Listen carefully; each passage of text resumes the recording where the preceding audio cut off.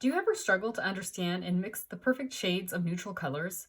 Well, today I'm going to show you the secret to mixing the neutral tones you need every single time. After you complete this exercise, you'll be able to achieve neutral tones with ease, and you'll know the number one question you need to ask yourself whenever you feel stuck in the mixing process. Let's go ahead and get started. To get started, I have a color wheel here that's going to provide a basis for us to work on.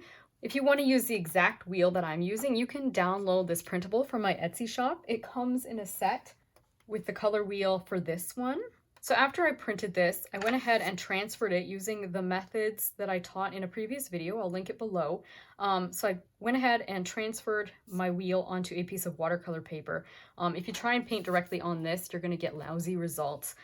Computer paper does not make a very good watercolor paper, even for exercises. Creating a neutral color involves taking any one color from the outside of the color wheel. It could be a primary or a secondary, or it could even be one of the tertiary colors that you use. But today we're just going to be using the primary and secondary colors. It involves taking one of those colors and mixing its complementary color into it.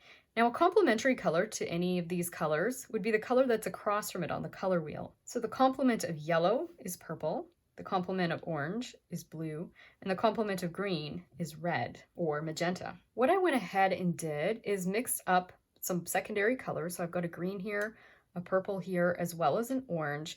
And I decided to get secondary colors here that I thought would make pretty neutral colors.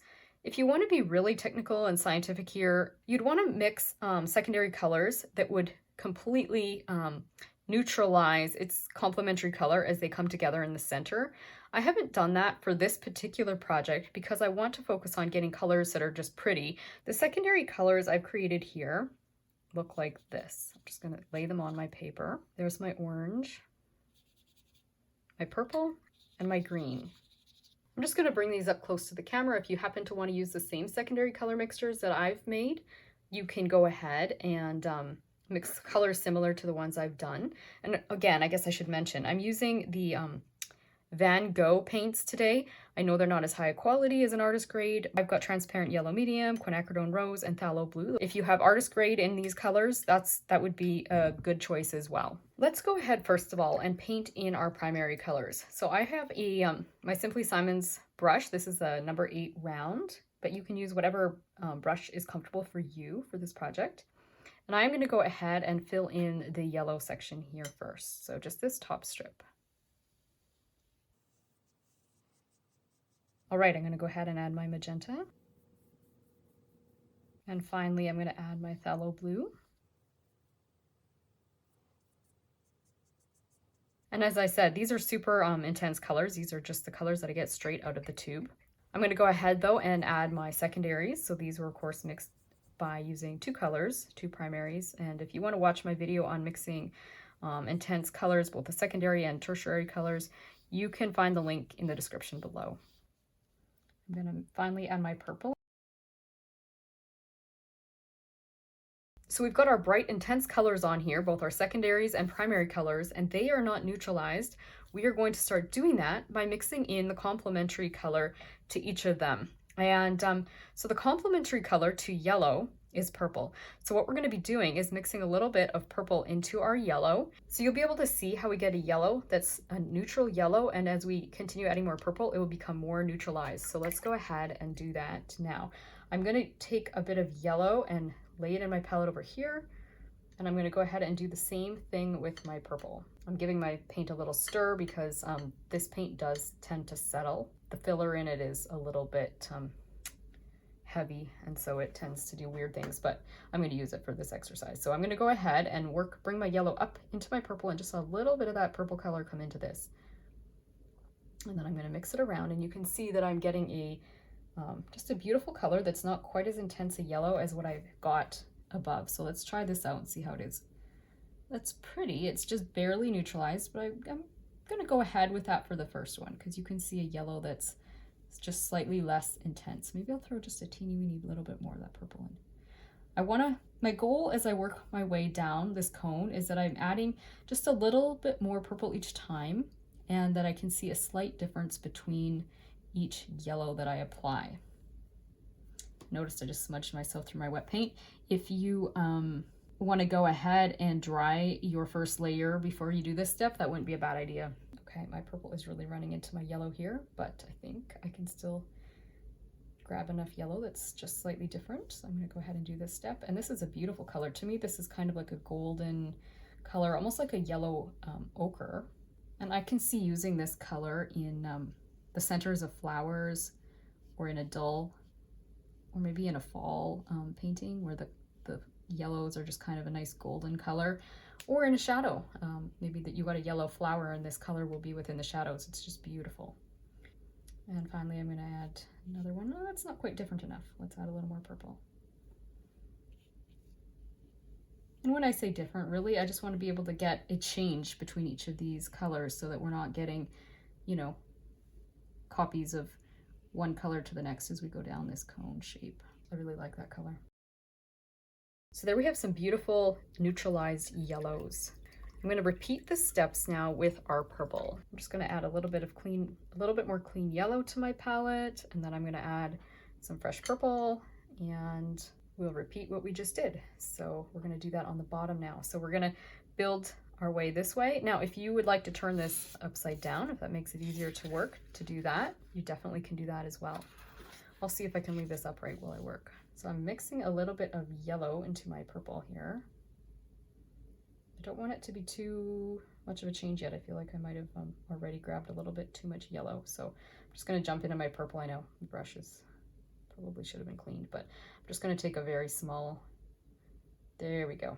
I didn't want to jump too quickly from the bright purple I've got here into something that was too dull too quick. So let's try this one. I like this color. All right, so we've got that beautiful purple color. Let's go ahead, let a little bit more of our yellow into it. You know what, I'm thinking I might turn mine a little bit upside down just because I think it might allow you to see what I'm doing better. I might be blocking the view. So I'm just going to do this from an upside down perspective. Again, more yellow. Let's see if we've got something that's different. Yes, I really like these colors. This would make a really beautiful fall palette. Or even if you just like neutral colors. I actually quite like neutral colors. So I like working with bright colors, but these are just gorgeous. You can see we're getting fairly neutral here. We're getting a kind of a brown color now. So the yellow going into our purple kind of cancels out the intensity of the purple, and the purple within the yellow starts to cancel out the intensity of the yellow. If we were to continue on into the center, in this case, we would end up with a brown color. However, if you end up with, and this is what I mentioned earlier, a yellow and a purple that are what you would consider maybe like a little bit more scientifically accurate complementary colors, or what you would say complementary colors that can completely neutralize each other out, you would be achieving more of a black color when you get to the center. I am going to just demonstrate to you what that would look like. I'm not as crazy about the colors that I get in the process though, so that's why I've made the choice to use a purple that was a little bit more warm, as in it was a little bit more to the warm side of the color wheel, so that I could get some really beautiful tones here. So I'm going to go ahead and I'm actually going to just mix, like let these colors mix right on my paper. So I'm going to go ahead and start with some yellow over here. And I'm going to go grab some of this other purple I've got on my palette here. I'm just going to flip this palette around because I've got some these other colors over here. And I've just played around to try and find a complementary color that will neutralize the yellow more completely, just to show you what I'm talking about. So I don't have very much of it here, but it's a very blue purple. And as I keep mixing, you can kind of see this is almost turning into a black. And so a more accurate complementary color to yellow, if you're worrying about a complementary color that can neutralize the yellow completely, would actually be more on the blue side. And the colors you would be getting in the midterm, you might like them, you might not. And that's where I would say play around if you want to experiment with this. I'm not as crazy about some of the yellows that I end up getting in the process of this particular complementary mixture.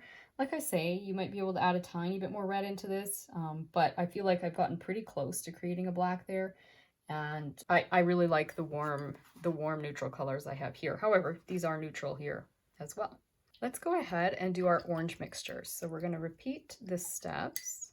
And I'm going to bring a little bit of blue over. Now this blue is incredibly intense. This phthalo blue is just going to neutralize things really quickly, so I don't really want much of it at all. I'm going to take barely any of it, try mixing it into my orange.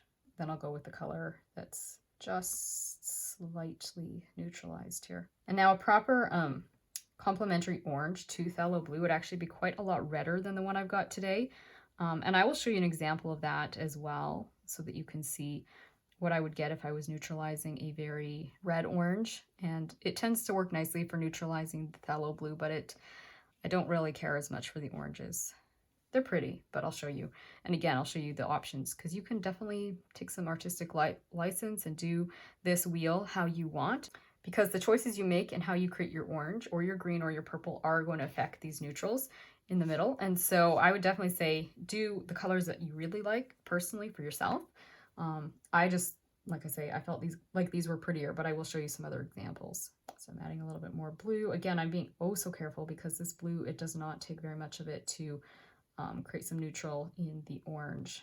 And again, as I work my way down this cone, I'm really seeking to get slight changes. I feel like I'm seeing a little bit of the filler in this student grade paint showing up as I'm doing this. So just beware, that's happening on mine. If it's happening on yours, if you feel things are looking a little bit chalky, it would be the paint, not the pigments that were within the paint, assuming you're using the same colors as I am.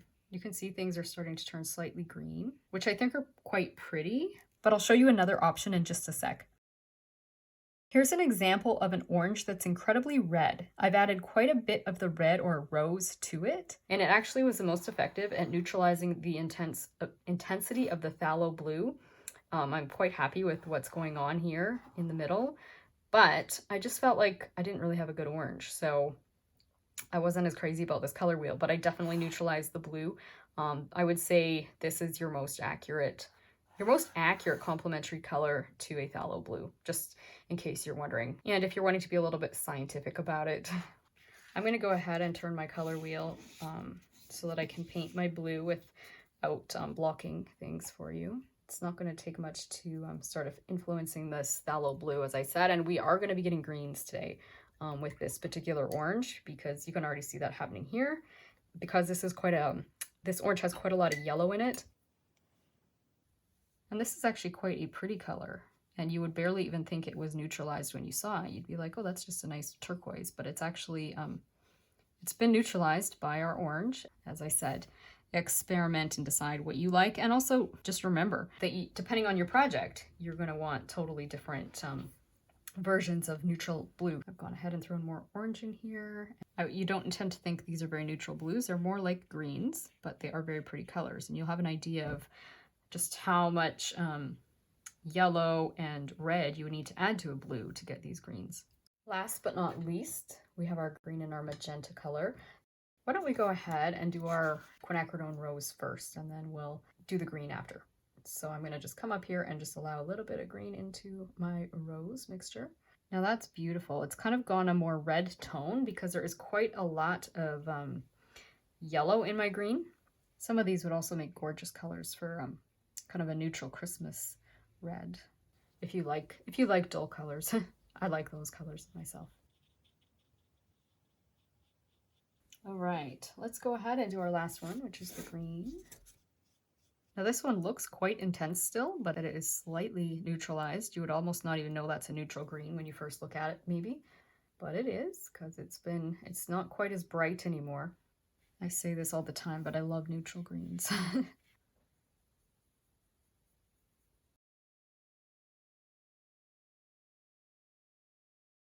This particular brown, it's not the most amazing on its own, but it would work really beautifully in some paintings. Maybe if you're doing a pine cone or some branches.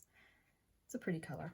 And finally, we're going to fill in the center with a black color. When I'm looking at this, I can see it is drying kind of pasty right there. And that pastiness is happening from the student grade paint again. So I was kind of thinking maybe because we weren't really layering our colors, I might be able to use the student grade paint for this, but that's definitely looking pasty. So that's a result of student grade paint. There's a filler in there that's creating that white kind of appearance. I know watercolor can lose its sheen as it dries, but that didn't happen to this one, right? So there's definitely whatever, my mixture of my orange, I think maybe had settled. So I might cover that again. We'll see. I'm not so crazy about that, that pasty look.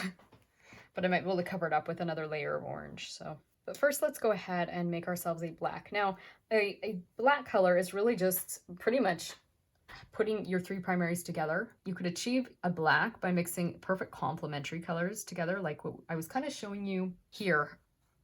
But I think this one could even, we could have even got blacker than that. But what we'll do is just, I'm going to go ahead and use my three primaries and mix them together and show you how you can create a black. Okay, so I'm going to put some yellow here, and I'll grab some red, some blue, and we're going to see what combination we need to be able to get this black. So I'm just going to go ahead and mix my red in, and then I'm going to just go and grab some blue. I can already tell I think I'm going to need more red, just based on the kind of orange I've got here. Yeah, this is kind of looking green.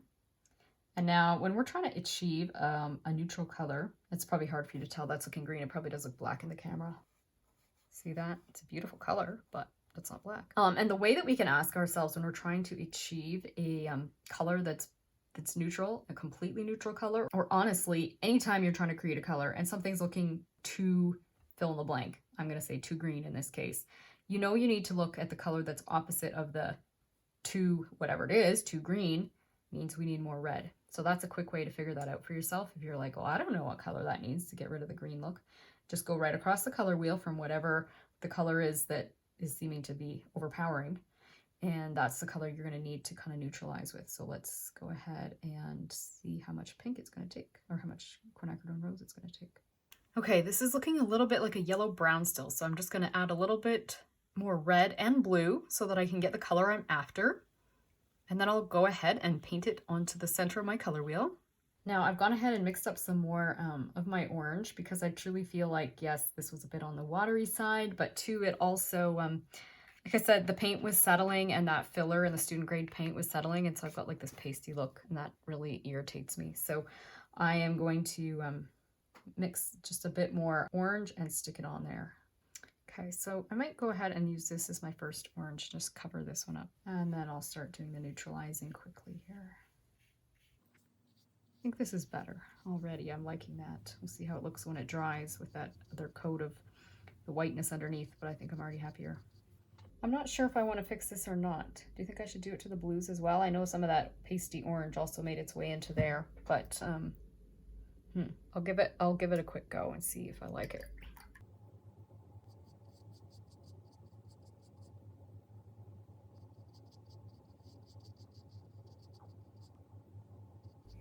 I think that worked okay. I don't think I mind that. I think it's actually an improvement over the way it was. We'll see as it dries, because sometimes that pastiness kind of reappears as it dries. But I think that kind of almost like maybe covered some of the chalkiness of that paint. Definitely, the more I work with this paint, the more I'm convinced I'm looking forward to using my M. Graham paint. But you can definitely see how we've got some really beautiful neutrals happening as we've mixed our complementary colors, or I should say our close to complementary colors, into our intense colors. So by crossing over the color wheel, we were able to achieve some really gorgeous colors that you probably will love to use in a lot of projects. I will show you my color wheel that I've done with, I would say, probably closer to near complements. They're not perfect, but I tended to get colors that were a little more neutralizing each other. And so that would be this one here. So I've got if you compare my greens, I've used a much deeper, darker green that has more blue in it. The orange has more red in it. It almost barely looks orange anymore. And then the purple, I would say, is kind of balanced. If I wanted to really, really neutralize my yellows, I probably could have even had this purple, as I showed you that example earlier. It could have had a little bit more blue in it, even still. And you can see that as I got closer to the center of the color wheel, I mean, yes, my pigment is quite concentrated, but it's also getting quite black. And when those colors really neutralize each other or cancel each other out, you're getting pretty close complements.